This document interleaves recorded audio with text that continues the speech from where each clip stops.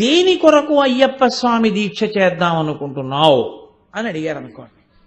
మీ దగ్గర ఏదో ఒక స్పష్టమైన సమాధానం ఉండాలి కదా.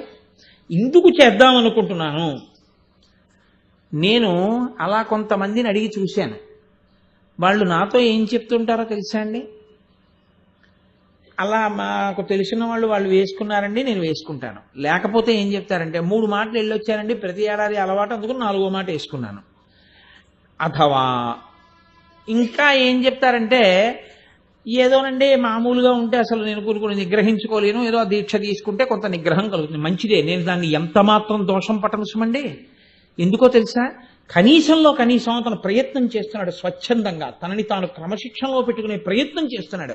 మీ దగ్గరికి వచ్చి చెప్తే మీరు దానికి నవ్వితే అతను ఎవరికి చెప్పుకుంటాడు? అది నవ్వే విషయం కాదు, శ్లాఘించవలసిన విషయం. శహబాష్ నాన్న, ముందుకెళ్ళు, చక్కగా 40 రోజులు కాదు, తర్వాత కూడా నువ్వు ఇలాగే ఉండు అని మీరు ఆశీర్వచనం చేసి అతన్ని ఉత్సాహపరచాలి. అంతేకాని మనము వెర్రినవ్వు నవ్వి అందుకే వస్తున్నాం అంటే, వాడు ఎంత ఉదార హృదయుడై మీ దగ్గరికి వచ్చి చెప్పుకున్నాడు విశాల బుద్ధితో, దాన్ని మీరు గమనించవలసి ఉంటుంది.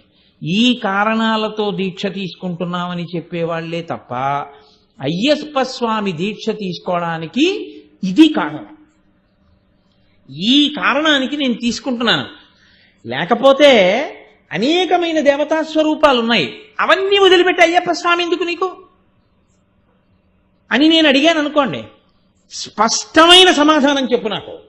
అయ్యప్ప స్వామే కావాలి అని నీ మనసు ఎందుకు అనురక్తిని పొందుతోంది, ఎందుకు దీక్ష చేస్తున్నావు అని నేను అడిగాను అనుకోండి.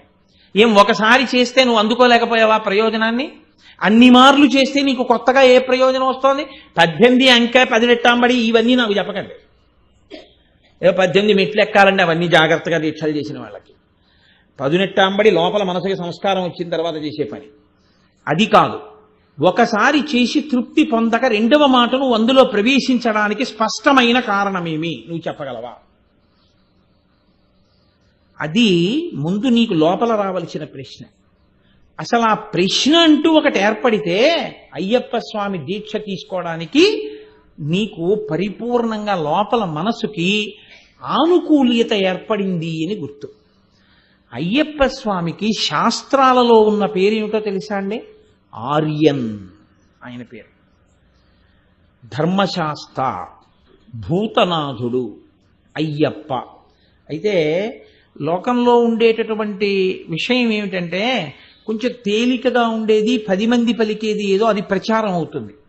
అసలు యథార్థమునకు మీరు జాగ్రత్తగా పురాణాల లోతులను పరిశీలనం చేస్తే, స్కాందాది పురాణములను, ఆయన పేరు ఆర్యన్. ఆ పేరున్నవాడు ఇంకొకడు లేడు.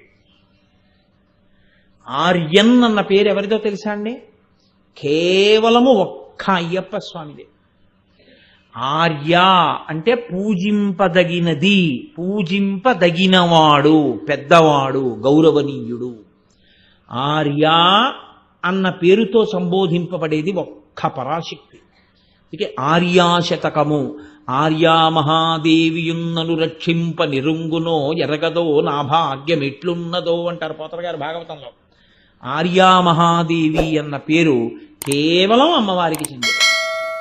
అందుకే మూకశంకరులు ఆర్యాశతకము అని చేశారు.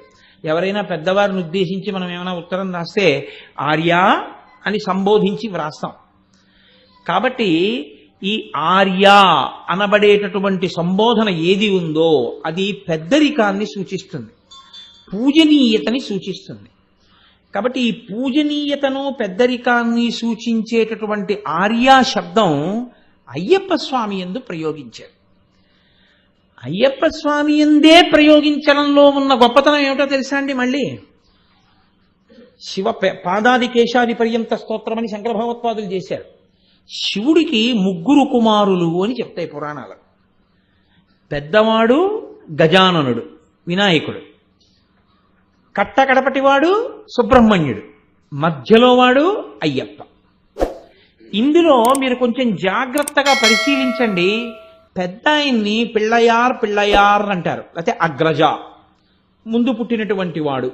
గజానన, సుముఖస్యైకదంతస్య కపిలో గజకర్ణకః లంబోదరస్య వికటో విఘ్నరాజో గణాధిపః ధూమకేతుర్గణాధ్యక్ష పాలచంద్రో గజాననః వక్రతుండ శూర్పకర్ణో హేరంబ స్కందపూర్వజః స్కందుడికి ముందు పుట్టినవాడు. అయ్యప్ప కన్నా అన్న శబ్దం అక్కడ వేరు. షోడశైతాని నామాని ఎప్పటేచ్చుణ్యాదపి విద్యారంభే వివాహే చ ప్రవేశే నిర్గమే తథా సంగ్రామే సర్వకార్యేషు విఘ్నస్తస్య నజాయతే. కానీ ఆయనకి గజాననుడు అని పేరు, లేదా పరమశివుని యొక్క కుమారులలో పెద్దవాడు అని పేరు. పరమశివుని యొక్క కొడుకు అన్న సంబోధన కుమరన్, కుమారా అన్న శబ్దం ఒక్క సుబ్రహ్మణ్యుడు. ఈ ఇద్దరికీ లేనిది శివుడి యొక్క కుమారులలో ఆర్యన్ ఒక్క అయ్యప్ప స్వామికి. ఆర్యన్ అంటే పూజింపదగినవాడు. ఎందుకని ఆయన పూజింపదగినవాడయ్యాడో తెలుసా అండి? స్కాందం చాలా ఆశ్చర్యకరమైన విషయం చెప్తుంది. శబరిమలై, మలై అంటే పర్వతం. పర్వతం అంటే పర్వతం అంతా అయ్యప్ప స్వామి గుడి కాదు, పర్వతం చాలా పెద్దది.